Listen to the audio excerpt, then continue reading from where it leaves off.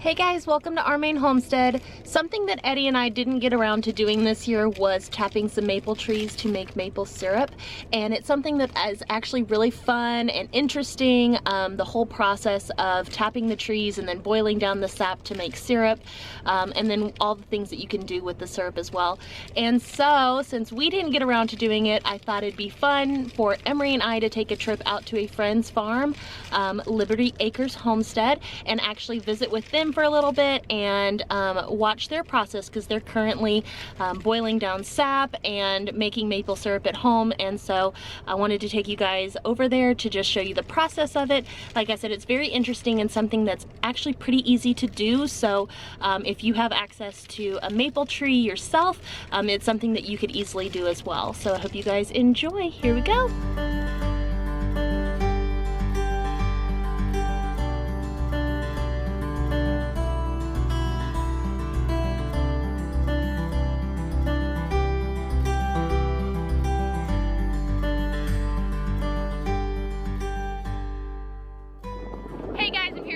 From Liberty Acres Homestead, and first we are going to look at the initial part of the process for tapping the maple trees to get the sap to make maple syrup.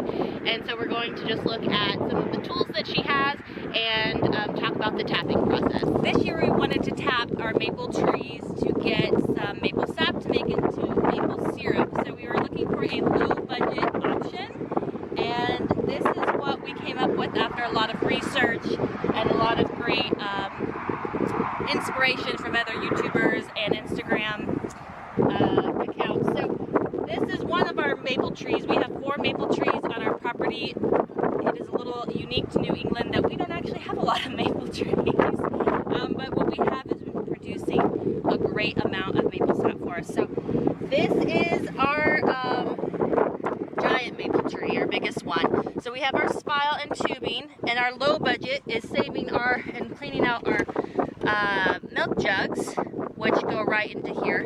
So when we first started the process, we took a drill and drilled up at an angle into the maple tree, and then we very gently tapped the spile in and connected the tubes.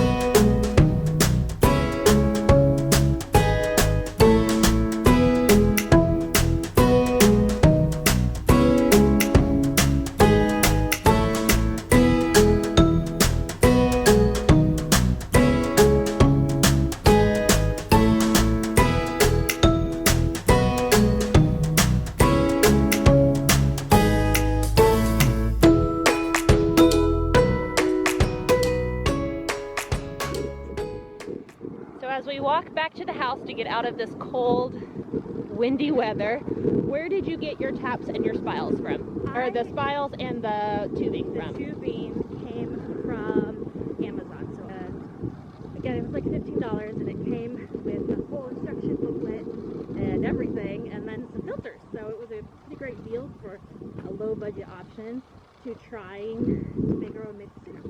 All right, we're back inside now. We're gonna show you a little bit of the boiling process in the kitchen and then some outside. Preferably, I think it's better to do it outside just because it does create a lot of humidity and will steam up your windows and make it pretty warm in the house. But on windy days like this, when it's hard to keep the fires going outside, it is a little bit easier to do it inside. So we're gonna show you both. So I wanted to show you how maple syrup starts, and it starts just like this.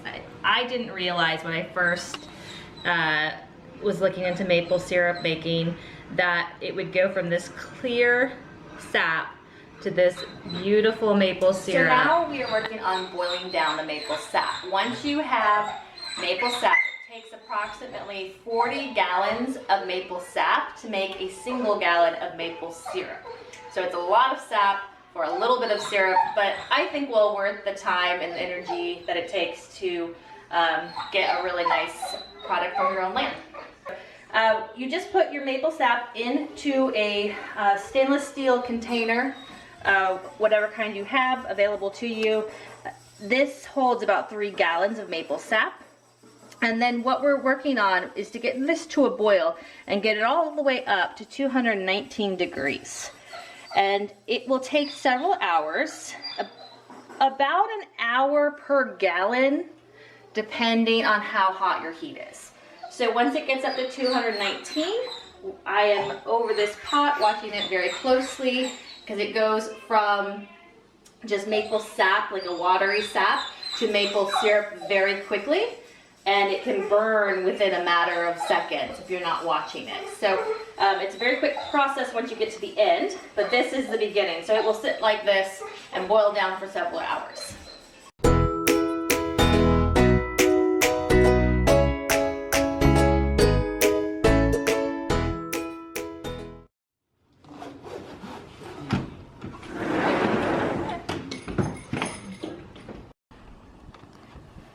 So I recommend boiling your maple sap down outside, and you can do that using propane stove, a burner that has a high BTU, or you can do it over a fire or an evaporator is also a tool that professional maple syrup makers use.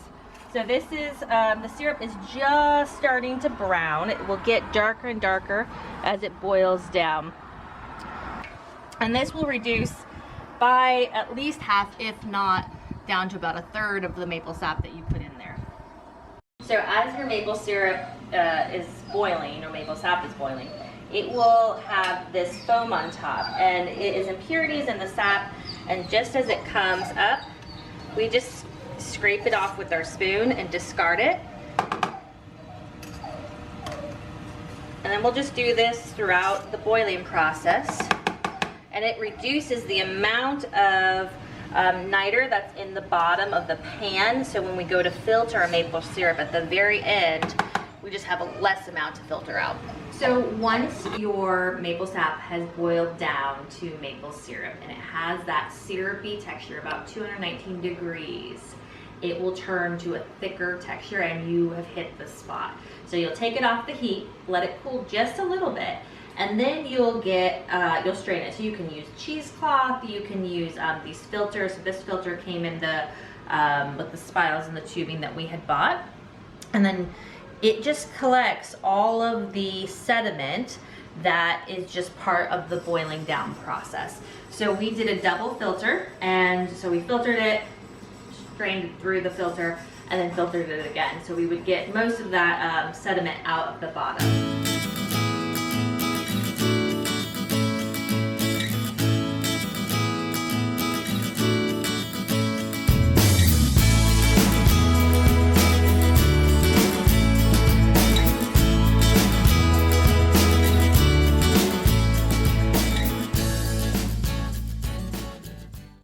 Once you do that, you can put it into a jar. Like this one is just going right into a refrigerator to use. And then this one, I saw this on a YouTube video channel that when they boiled their sap down, they had hot jars and a hot lid, and then they fill it up with the hot maple syrup, put this on, you screw on the lid,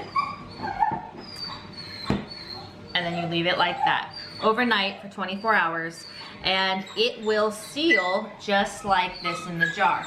Cheers. You guys did a great job. Oh my gosh. So good. And it does taste just like store-bought, except I don't know how to... It's a little bit deeper. Yeah. In the tones of the syrup. Like it's not maybe as sweet. Yeah, and I'm not a huge fan of like super sweet stuff, but yeah, this is good. It has a lot of great flavor to it, and the thickness too. So when we first thought we were there, we went ahead and put it in our mason jars, and then I left it overnight when it cooled down, and then the next day I checked it and it was still a bit watery, so I put it back on the stove, and then boiled it down for maybe 15 more minutes. We were almost there. Yeah. And then it turned into that, the texture, it was like, okay, we got it. So if you do get to that point and you're like, oh, I didn't quite get it there, put it back on the stove. Yep. For a little bit longer. Stay up. You want to just spoon? Thank you. Okay, so if you had one tip or piece of advice for somebody who is going to be tapping trees and doing the whole maple syrup process for the first time, what do you think that you would tell them? Well, I think the first thing I would say would just try it. Like, be brave, it's okay, it might be scary, you're not sure what you're doing. That's all right, like we didn't get it right the first time. I actually burned my first batch of maple syrup, so 7 gallons. Yeah, I burned it. That was really sad, but it was also a learning opportunity, so just try it. You know, we moved to our property in the winter, and I've had a couple seasons to watch our trees, so I knew what some trees were, that they were clearly maples. There were other ones I didn't. I thought they were, but I wasn't positive because I hadn't been paying that much attention. Yeah. So I didn't mark our trees in the summer. You should do that. That would save you a lot of. Yeah, and especially if you live somewhere a little bit more like us where the trees are very dense, don't wait until you're wanting to tap trees in order to figure out which ones are the maples, because that can be very difficult. So if you're not doing it this year, but you plan on doing it next year, go ahead and mark your maple trees while the leaves are still on them. That's the easiest way to identify them.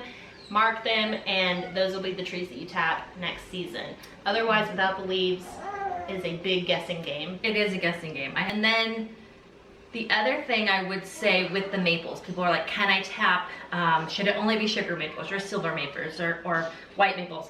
Tap them all. Yep. They boil down at different rates and you will get different sugar levels. So like sugar maples boil down quicker and they have a higher sugar content. And so, you know, that just reduces your time. I don't actually know what our trees are. I don't know what they are. I'll figure that out this spring when they have leaves on them. But they all taste good. But they all taste really good, and so it doesn't really matter. You can do all the maple trees. Yep. All right, well, thank you so much for having us, and we really enjoyed our time here. Yeah, glad you guys came out. Thanks. That's my maple.